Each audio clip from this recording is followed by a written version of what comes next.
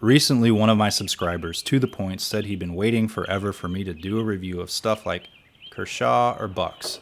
So in an effort to only make people partially happy, here's a brand new Kershaw blade called the Showtime. Let's just say don't hold your breath on the Buck stuff for now. The knife is a Todd Rexford design that kind of has that fancy, classy half satin, half black look that one yearns for in a pocket knife or a Madonna video from the early 90s. And stay tuned for a quick tutorial right after the video, how to lose 5 subscribers instantly, a Madonna reference and a knife review. The knife is relatively compact despite having a 3-inch blade. The handle is constructed out of black oxide coated steel, which gives the knife a little bit of weight for its size. The blade is partially black oxide coated and made from 8Cr13MoV steel with a drop point, hollow grind. It's got a little bit of jimping toward the top that should keep your thumb in place while you cut your preferred cut of steak, which is Salisbury, right? I call it a medium sharp out of the box so that I can add a gross arm hair shaving shot found in only the most of knife reviews by adding a bit of force. The Showtime has that famous not a switchblade technology called the Speedsafe assisted opening, which the stud, like a switch, opens fast with a little bit of pressure, but unlike a switchblade knife, it's not called a switchblade knife. It's called a Speedsafe assisted opening knife. The action is nice and smooth. When it's open, it's locked into place with the frame lock. It's firm and nice with no lock rock, and it requires a little bit of force to disengage the lock. And as you close it, you engage some springy resistance about halfway through the closing. The handle is covered in black oxide and has an open back design, but since the knife handle is steel, it's still pretty rigid. Open back designs are great because they make the knife easier to clean, but as I found out, not great to carry with keys in your pocket.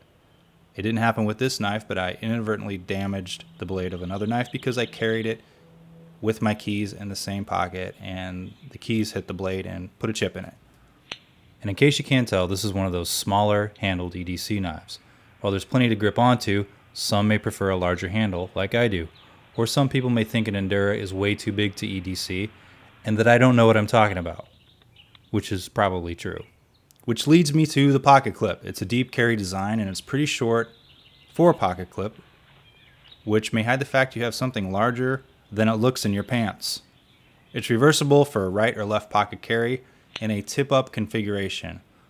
The pocket clip is pretty tight, so I have to lift up slightly on the tip without making a joke and then push it down in my pocket. Or you could just bend it a bit.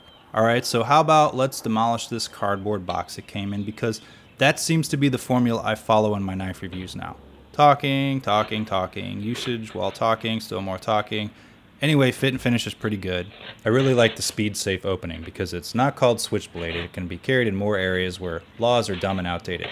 You know, like a Madonna video. Got 'em back.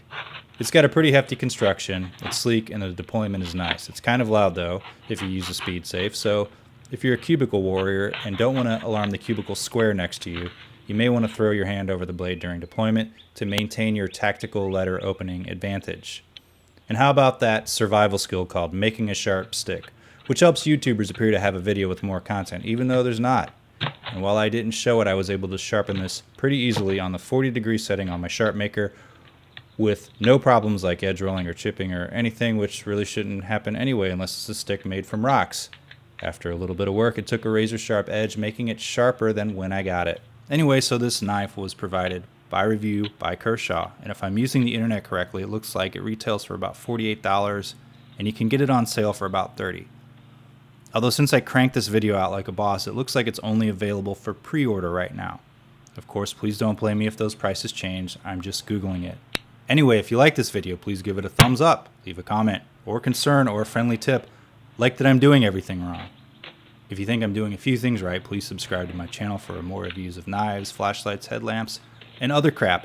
And yes, David D, if you're still watching, and you may not be, I'm slowly working on that black magic camera video.